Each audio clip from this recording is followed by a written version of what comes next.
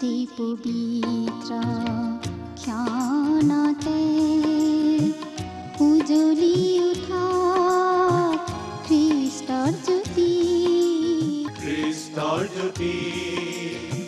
গ্ৰহণ কৰাই ভক্তি বচন এই মাথোন আমাৰ মিনতি গ্ৰহণ কৰাই ভক্তি বচন এই মাথোন।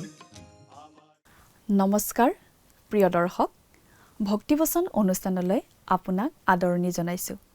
যোৱা দিনবোৰৰ নিচিনাকৈ আজিও ঈশ্বৰৰ জীৱনময় বাক্যৰ ধাৰাবাহিক আলোচনাৰ বাবে উপস্থিত হৈছোঁ। মোৰ বিশ্বাস আপুনি বাক্য অধ্যয়ন কৰি থাকে আৰু প্ৰত্যেক দিনে ঈশ্বৰৰ বাক্যৰ প্ৰতি বৃদ্ধি পাইছে। আমি বহুত সুখী হওঁ যেতিয়া আপুনি আশীৰ্বাদ পোৱাৰ কথা ফোনৰ যোগেদি আমাক জনায়। আমি অধ্যয়ন কৰিম মথিয়ে লিখা শুভবাৰ্তা পুস্তকখনৰ পৰা। সেয়ে আহক বাইবেল অধ্যয়নলৈ যোৱাৰ আগতে আপোনাৰ লগত যদি বাইবেল আছে অনুগ্ৰহ কৰি ওলাই ল'ব, লগতে লিপিবদ্ধ কৰি যাবলৈ বহী আৰু কলম লগত লৈ ল'ব, যাতে পিছত আপোনাৰ ব্যক্তিগত অধ্যয়নৰ সময়ত সুবিধা হয়। আহক এতিয়া আমি শুনো ঈশ্বৰৰ বাক্যই আমাক কি কৈ আছে।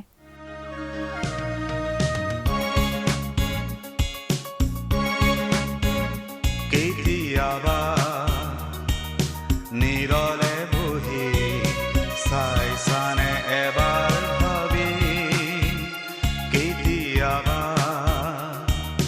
নীৰলে বহি চাইছানে এবাৰ ভাবি, ক'ৰ পৰা আহিছা আৰু ক'লৈনো যাবাগে তুমি, ক'ৰ পৰা আহিছা আৰু ক'লৈনো যাবাগে তুমি, তোমাৰ জীৱনৰ লক্ষণ কি, কেতিয়াবা নীৰলে বহি চাইছানে এবাৰ ভাবি।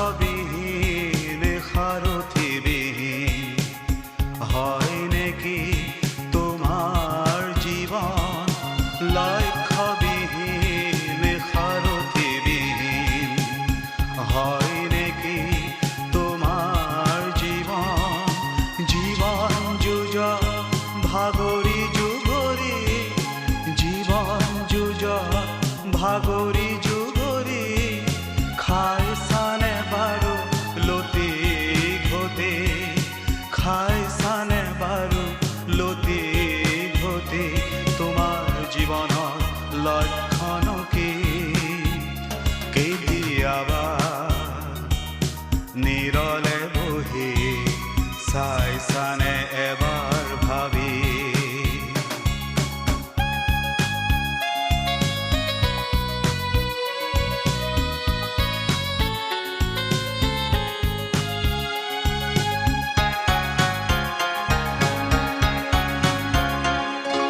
যিচুতেই জীৱনৰ অৰ্থ পাবা, জীয়াই থকাৰো পাবা প্ৰেৰণা, অজ্ঞান এন্ধাৰ আঁতৰ কৰি দিব তোমাক তেওঁ নতুন গীতি, অজ্ঞান এন্ধাৰ আঁতৰ কৰি দিব তোমাক তেওঁ নতুন গীতি, তোমাৰ জীৱনৰ লক্ষণ কি, কেতিয়াবা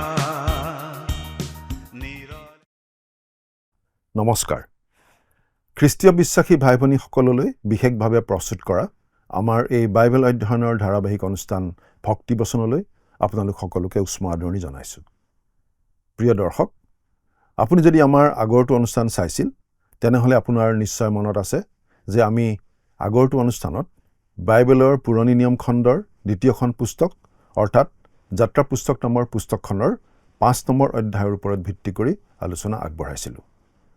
আজিৰ অনুষ্ঠানত আমি এই যাত্ৰা পুস্তকৰ 6 নম্বৰ অধ্যায়ৰ একেবাৰে শেষৰটো পদলৈকে পঢ়ি তাৰ ভিত্তিত আলোচনা আগবঢ়াবলৈ ওলাইছোঁ। আমি দেখিলোঁ মিছৰত ইছৰাইল জাতিয়ে অতিশয় কষ্ট পাই ঈশ্বৰলৈ কাটৰোক্তি কৰিলে আৰু ঈশ্বৰে ইছৰাইল জাতিক উদ্ধাৰ কৰিবলৈ আগবাঢ়িল। মিডিয়নৰ অৰণ্যত ভেড়া চৰাই থকা মুচিক ঈশ্বৰে জ্বলি থকা কিন্তু পুৰি নোযোৱা জোপোহা এটাৰ পৰা মাতিলে আৰু ইছৰাইল জাতিক এৰি দিবলৈ অনুৰোধ কৰিবলৈ ফৰোনৰ ওচৰলৈ পঠালে।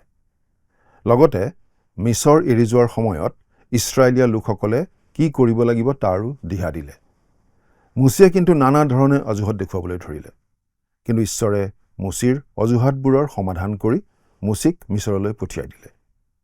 মুচিৰ মুখপাত্ৰ হিচাপে মুচিৰ ককায়েক হাৰুণক ঈশ্বৰে নিযুক্ত কৰিলে।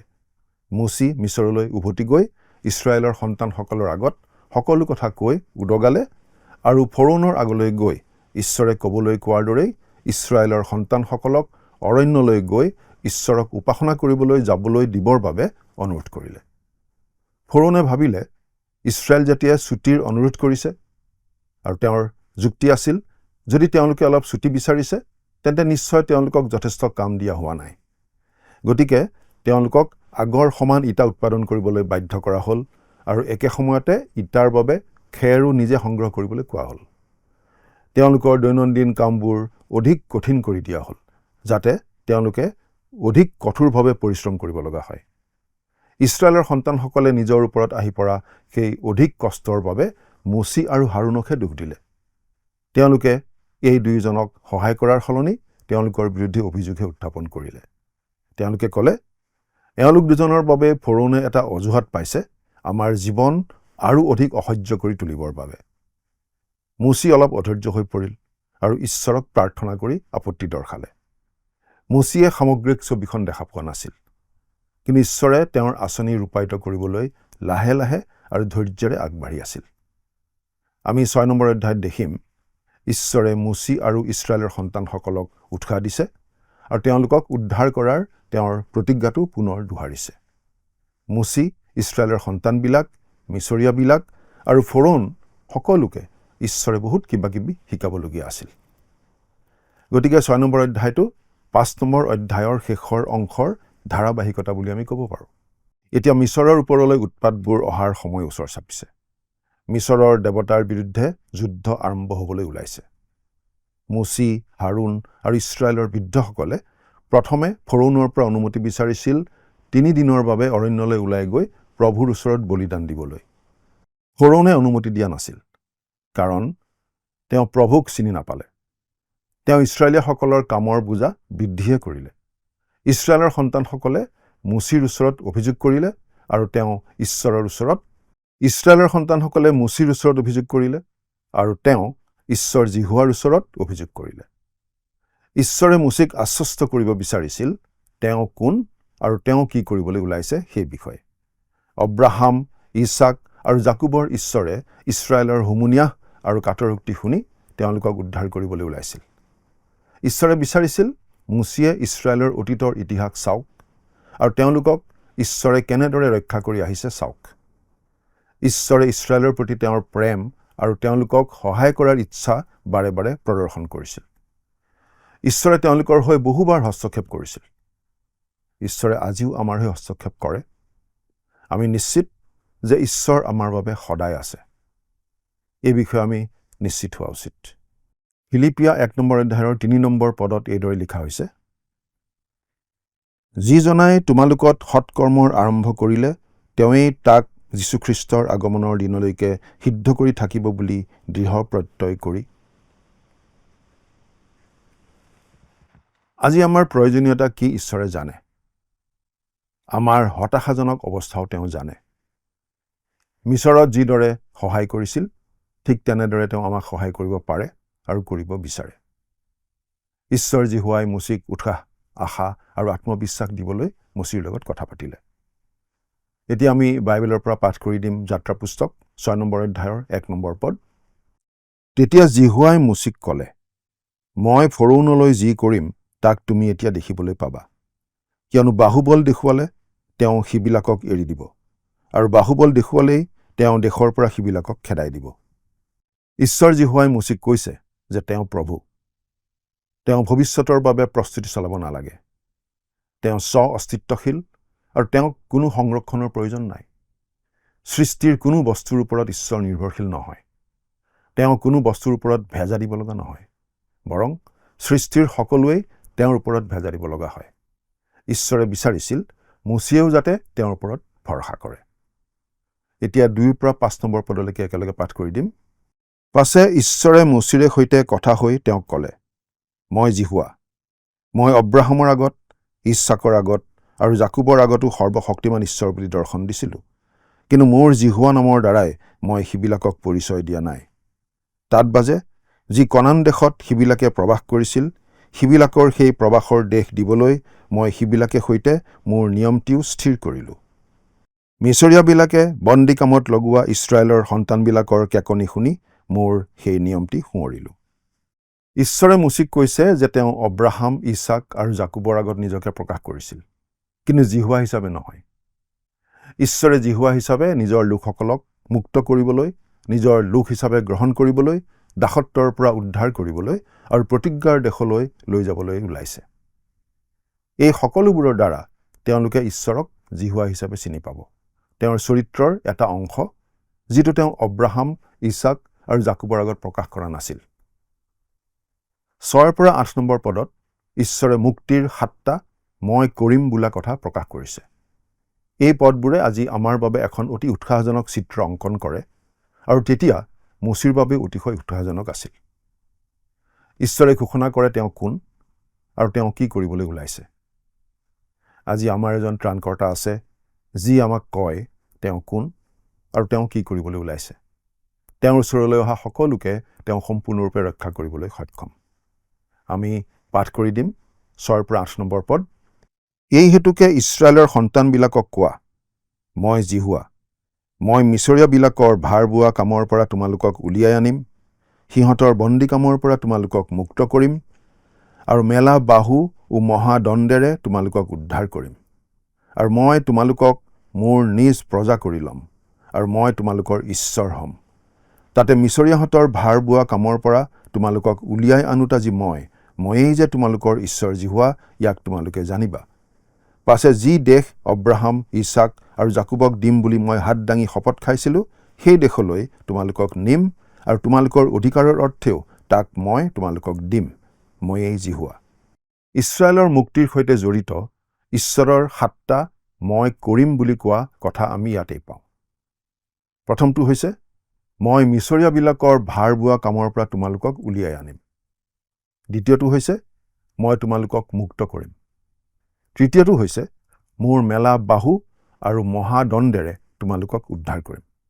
চতুৰ্থটো হৈছে মই তোমালোকক মোৰ নিজৰ প্ৰজা কৰি ল'ম। পঞ্চমটো হৈছে মই তোমালোকৰ ঈশ্বৰ হ'ম।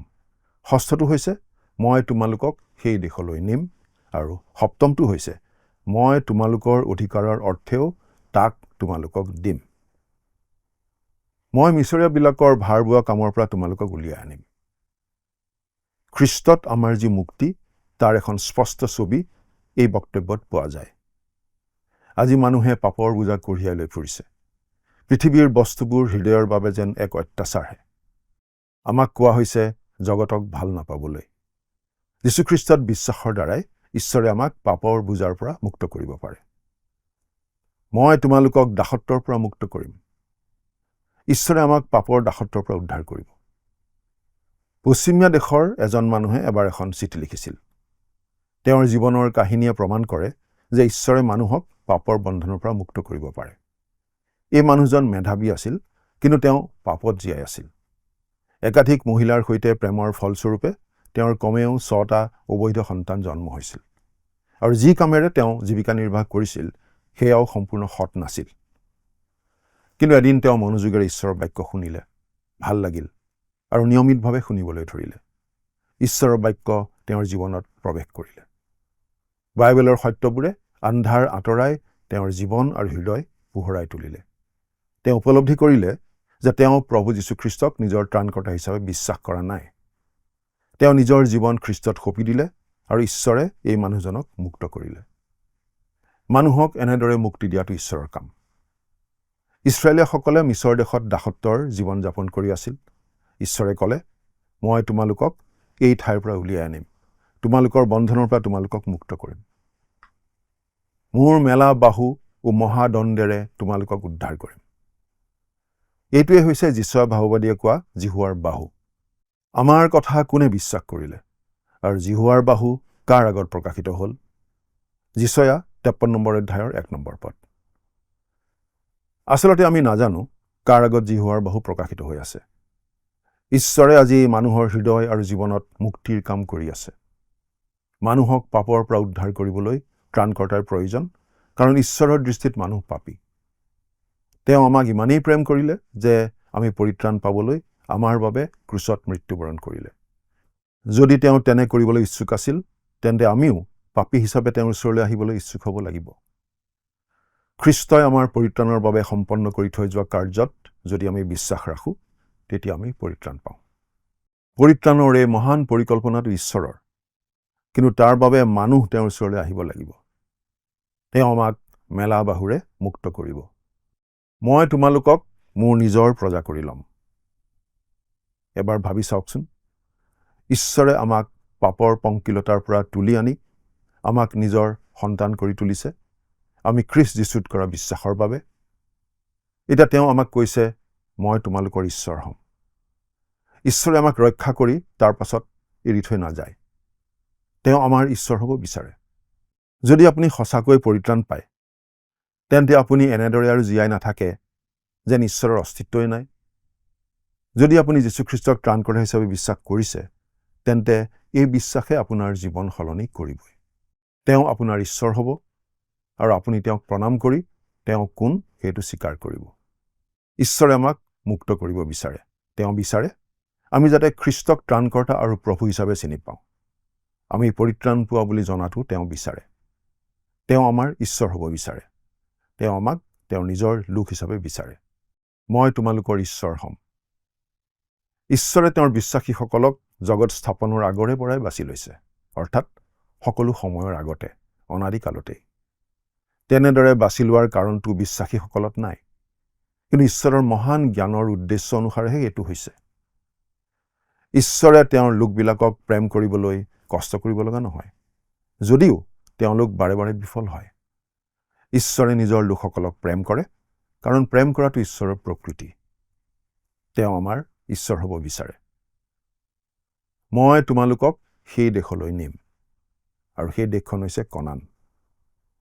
ঈশ্বৰে অব্ৰাহাম, ইছহাক আৰু জাকুবক এই দেশখন দিম বুলি প্ৰতিজ্ঞা কৰিছিল।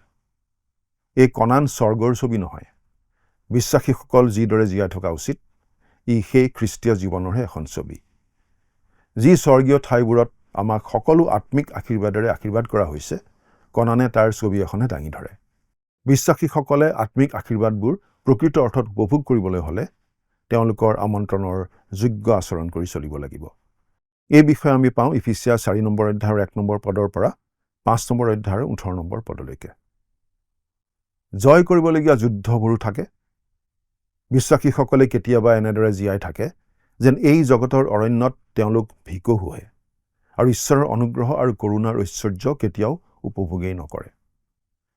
আমি বাৰু আমাৰ জীৱিত ত্ৰাণকৰ্তাৰ জীৱন, পোহৰ আৰু প্ৰেমত জীয়াই আছোনে? মই তোমালোকৰ অধিকাৰৰ অৰ্থেও তাক মই তোমালোকক দিম। পাচনি পৌলে ৰোমিয়াৰ 5 অধ্যায়ত স্পষ্টকৈ কৈছে যে আমি বিশ্বাসৰ দ্বাৰাই ধাৰ্মিক বুলি গণিত হৈছোঁ আৰু প্ৰভু যীশুখ্ৰীষ্টৰ দ্বাৰাই ঈশ্বৰৰ লগত আমাৰ শান্তি স্থাপন হৈছে। তেওঁৰ ওচৰলৈ যাবলৈ আমি প্ৰৱেশাধিকাৰ পালোঁ। বিপদৰ মাজতো আমাৰ আনন্দ আছে। আমাক ঈশ্বৰৰ পবিত্ৰ আত্মা দিয়া হৈছে আমাক নিবাস কৰিবলৈ, আৰু ঈশ্বৰৰ প্ৰেম আমাৰ বাবে বাস্তৱ হৈ পৰিছে। আমি আহিবলগীয়া ক্ৰোধৰ পৰা মুক্ত হৈছোঁ আৰু মহাক্লেশৰ সময়ৰ পৰা ৰেহাই পাইছোঁ। আমি বাৰু পৰিত্ৰাণ লাভ কৰিছোঁনে? যদি কৰিছোঁ, তেন্তে সেই পৰিত্ৰাণে আমাৰ জীৱনটোক ৰূপান্তৰিত কৰিবই, আমাক মুক্ত কৰিবই। এই পদবোৰে খ্ৰীষ্টত আমাৰ উত্তৰাধিকাৰৰ কথা কয় আৰু আমাৰ পৰিত্ৰাণৰ ছবিখন দাঙি ধৰে। এতিয়া আমি 9 নম্বৰ পদটো পঢ়িম। তাতে মুচিয়ে ইছৰাইলৰ সন্তানবিলাকক সেইদৰে ক'লেগৈ, কিন্তু সিবিলাকে মনৰ অধৈৰ্য আৰু কঠিন বন্দীকামৰ কাৰণে মুচিৰ কথালৈ কাণ নকৰিলে। এনে অৱস্থাত পৰা ইছৰাইলৰ সন্তানসকলৰ প্ৰতি আমাৰ হৃদয়ত নিশ্চয় দয়া উপজা উচিত।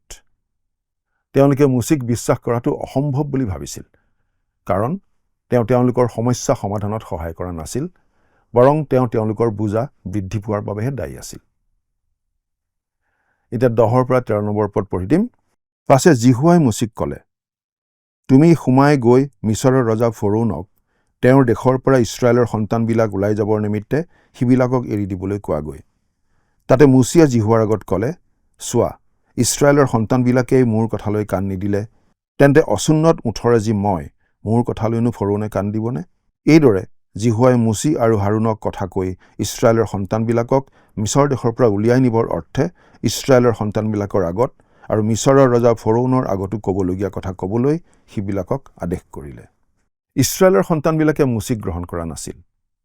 তেওঁৰ কথা ফৰোনেও গ্ৰহণ কৰা নাছিল। ঈশ্বৰে তেওঁক আকৌ ফৰোনৰ লগত কথা পাতিবলৈ ক'লে আৰু মুচি যাবলৈ অনিচ্ছুক হ'ল। অৰ্থাৎ মুচিৰ দৃষ্টি ঈশ্বৰৰ ওপৰত নহয়, তেওঁ সন্মুখীন হোৱা পৰিস্থিতিৰ ওপৰতহে আছিল। এই সকলোবোৰ অসুবিধা আৰু পৰিস্থিতিৰ মাজতে আমি এটা অতি অদ্ভুত পৰিঘটনাৰ সন্মুখীন হওঁ। ঈশ্বৰে ইছৰাইলৰ পৰিয়ালসমূহক পুনৰ তালিকাভুক্ত কৰিবলৈ পদক্ষেপ লৈছে। পুৰণি নিয়মৰ ক্ষেত্ৰত যিটো অতি গুৰুত্বপূৰ্ণ কথা। স্পষ্টকৈ ক'বলৈ গ'লে এই সকলোবোৰ নাম পঢ়ি আমাৰ বিৰক্তি লাগে আৰু টোপনি ধৰে। কিন্তু ঈশ্বৰৰ বাবে এইবোৰ গুৰুত্বপূৰ্ণ আৰু ৰোমাঞ্চকৰ। তেওঁ বংশাৱলী লিপিবদ্ধ কৰিবলৈ জোৰ দিয়ে। ঈশ্বৰে বিচাৰে যে আমি কাৰ কথা পঢ়িছোঁ আৰু তেওঁৰ সন্তান কোন সেই বিষয়ে জানিব লাগে। ঈশ্বৰে আমাৰ প্ৰতিও একে চিন্তাই কৰে। তেওঁ বিচাৰে আমি যাতে খ্ৰীষ্টত বিশ্বাস কৰাৰ দ্বাৰাই ঈশ্বৰৰ সন্তান হওঁ। 14 পৰা 16 নম্বৰ পদলৈকে পাঠ কৰি দিম। এইবিলাকেই নিজ নিজ পিতৃবংশৰ মূল মানুহ আছিল। ইছৰাইলৰ জ্যেষ্ঠ পুত্ৰ ৰুবেনৰ সন্তান হনুক, পল্লু, হিশ্ৰুন আৰু কৰ্মী, এইবিলাক ৰুবেনৰ গোষ্ঠী। আৰু চিমিয়নৰ সন্তান জিমুৱেল, জামিন, উহদ, জাখিন, চুহৰ আৰু কনানীয়া তিৰোতাৰ পুতেক চৌল, এইবিলাক চিমিয়নৰ গোষ্ঠী। নিজ নিজ বংশাৱলী অনুসাৰে লেবীৰ সন্তানবিলাকৰ নাম এই: গেৰচোন, কহাত আৰু মৰাৰী। লেবীৰ আয়ুস 137 বছৰ হৈছিল। গেৰচোন, কহাত আৰু মৰাৰী, এওঁলোক লেবীৰ 3জন পুত্ৰ। তেওঁলোকেই অৰণ্যৰ মাজেৰে নিয়ম তম্বুক কঢ়িয়াই লৈ যাব। মুচিয়ে নিজৰ পিতৃ মাতৃৰ নাম উল্লেখ কৰা নাছিল। তেওঁলোক আছিল সাধাৰণ মানুহ আৰু তেওঁলোক দাসত্বত আছিল। তেওঁলোক লেবীয়া ফৈদৰ সদস্য আছিল। মুচিয়ে আমাক এইখিনিয়ে মাত্ৰ কৈছিল। এতিয়া আমি 18 পৰা 20 নম্বৰ পদলৈকে পঢ়িম। আৰু কহাতৰ সন্তান অমৰাম, জিছৰ হিব্ৰুন আৰু উজ্জিয়েল। কহাতৰ আয়ুস 133 বছৰ হৈছিল। আৰু মৰাৰীৰ সন্তান মহলি আৰু মুচি, এইবিলাকেই নিজ নিজ বংশাৱলী অনুসাৰে লেবীৰ গোষ্ঠী। আৰু অমৰমে নিজৰ পেহীয়েক জোকেবদক বিয়া কৰিলে আৰু তাই তেওঁলৈ হাৰুন আৰু মুচিক প্ৰসৱ কৰিলে। অমৰমৰ আয়ুস 137 বছৰ হৈছিল। এই শাস্ত্ৰাংশত হাৰুন আৰু মুচিৰ পিতৃ মাতৃৰ নাম উল্লেখ কৰা হৈছে: অমৰাম আৰু তেওঁৰ পত্নী জোকেবদ। এই প্ৰশ্নটো প্ৰায়ে সোধা হয়, যেতিয়া ফৰোনে ইব্ৰী কেঁচুৱাবোৰক বধ কৰাৰ আজ্ঞা দিছিল, তেতিয়া হাৰুনৰ জীৱন মুচিৰ জীৱনৰ দৰে বিপদত নপৰিল কিয়? ইয়াৰ উত্তৰটো এয়ে যে হাৰুন মুচিতকৈ ডাঙৰ আছিল আৰু সেই আদেশ তেতিয়াও দিয়া হোৱা নাছিল। ফৰোনে ইছৰাইলীসকলৰ সংখ্যা খুব সোনকালে বৃদ্ধি পোৱাৰ বাবে পাছত সেই আদেশটো দিছিল। এতিয়া আমি 26 আৰু 27 নম্বৰ পদ দুটা পঢ়ি দিম। এই যি হাৰুন আৰু মুচি, এওঁলোককেই জিহুৱাই কৈছিলে যে তোমালোকে ইছৰাইলৰ সন্তানবিলাকক সৈন্য শ্ৰেণীক্ৰমে মিছৰ দেশৰ পৰা বাহিৰ কৰি আনাগৈ। যিবিলাকে মিছৰৰ পৰা ইছৰাইলৰ সন্তানবিলাকক বাহিৰ কৰি আনিবৰ নিমিত্তে মিছৰৰ ফৰোন ৰজাক কৈছিলগৈ, তেওঁলোকেই এই মুচি আৰু হাৰুন। আমি 12 নম্বৰ পদত দেখিলোঁ যে মুচি নিৰুৎসাহিত হৈছিল। সুন্নত হোৱা বা সুন্নত নোহোৱা কোনেও তেওঁক গ্ৰহণ কৰা নাছিল।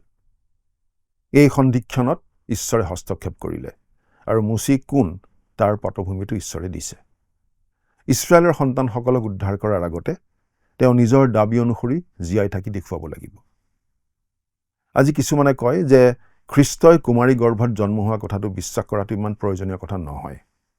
কিন্তু আমি ক'ব খোজোঁ যে এই কথাটো বিশ্বাস কৰাটো অতি প্ৰয়োজনীয়, কাৰণ ই খ্ৰীষ্টৰ প্ৰমাণপত্ৰৰ অংশ। পৰিত্ৰাণ পাবলৈ তেওঁ কুমাৰী গৰ্ভত জন্মা কথাটো মূল কথা নহয়। সেই কথাটো নুশুনাকৈও মানুহে পৰিত্ৰাণ পাব পাৰে, কাৰণ পৰিত্ৰাণ পাবলৈ প্ৰভু যীশুৰ ক্ৰুচীয় মৃত্যু আৰু পুনৰুত্থানত বিশ্বাস কৰাটোহে মূল কথা। কিন্তু যেতিয়া আমি পৰিত্ৰাণ পাওঁ তেতিয়া আমি তেওঁক চিনি পাম, আৰু যেতিয়া আমি তেওঁক চিনি পাম তেতিয়া আমি গম পাম যে তেওঁৰ জন্ম হৈছিল কুমাৰী গৰ্ভত। যদি তেওঁৰ জন্ম কুমাৰী গৰ্ভত হোৱা নাছিল তেন্তে আমি তেওঁক বিশ্বাস কৰাত ভুল কৰাহে হ'ব, কাৰণ তেওঁ নিজকে যিজন বুলি দাবী কৰে তেওঁ প্ৰকৃততে সেইজন নহয় বুলি প্ৰমাণ হ'ব। প্ৰকৃততে পৰিত্ৰাণ পোৱা কোনো লোকেই যীশুখ্ৰীষ্টৰ কুমাৰী জন্মক অস্বীকাৰ নকৰে। তেনেদৰে মুচি আৰু হাৰুনে নিজক যি বুলি দাবী কৰে সঁচাকৈ সেইজন হোৱাটো অতি প্ৰয়োজনীয়। মুচিয়ে মিছৰ এৰি যোৱাৰ 40 বছৰ হ'ল। ইয়াৰ মাজতে তেওঁ মিডিয়নৰ পুৰোহিতৰ কন্যাক বিয়া কৰাইছে। এতিয়া তেওঁ পুনৰ মিছৰলৈ আহিছে। যিয়েই নহওক কিয় তেওঁনো কোন? এই বংশাৱলীয়ে কয় তেওঁ কোন। তেওঁ লেবী ফৈদৰ অন্তৰ্গত আৰু তেওঁৰ পিতৃ আৰু মাতৃ অমৰাম আৰু জোকেবত।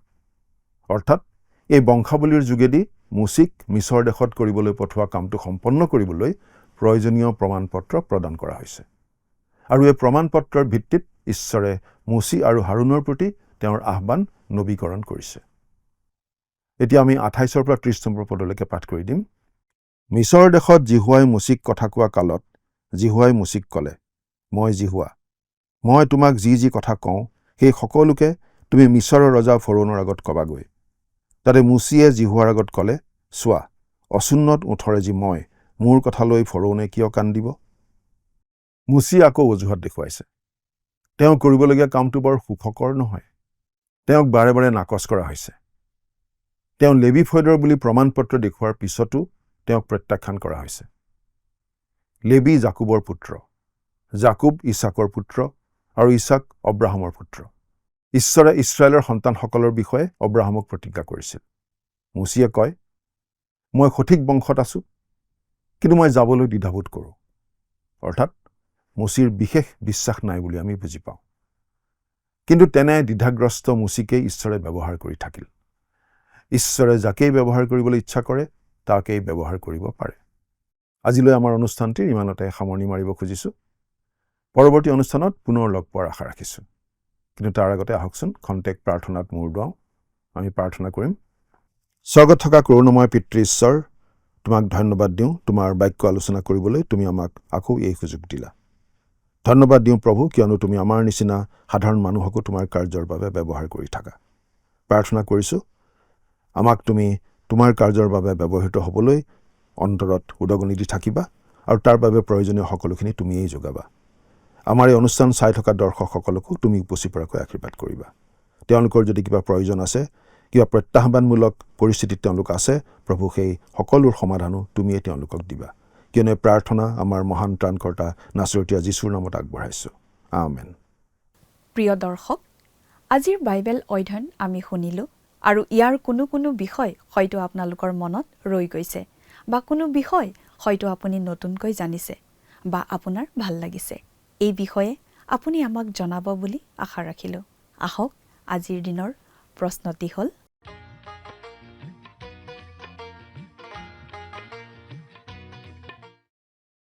যোৱা অনুষ্ঠানত প্ৰচাৰিত প্ৰশ্নটিৰ শুদ্ধ উত্তৰ হৈছে অপশ্যন এ মুচি। আজিৰ অনুষ্ঠানৰ আধাৰিত প্ৰশ্নটি হৈছে মুচিৰ মাতৃৰ নাম কি আছিল?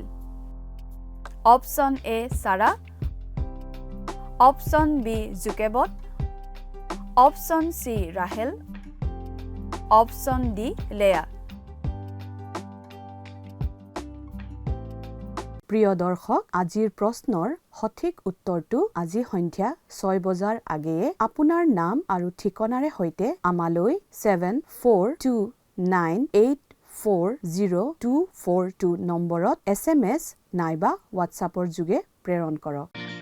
প্ৰিয় দৰ্শক, আপুনি যদি আমাৰ এই অনুষ্ঠানৰ যোগেদি আশীৰ্বাদপ্ৰাপ্ত হৈছে আৰু আমাৰ লগত কথা পাতিবলৈ বিচাৰিছে বা আপোনাক প্ৰাৰ্থনাৰ সহায়ো পৰামৰ্শ লাগে, তেন্তে আমালৈ 7429840242 এই নম্বৰত পোনপটীয়াকৈ ফোন কৰিব পাৰিব। ধন্যবাদ।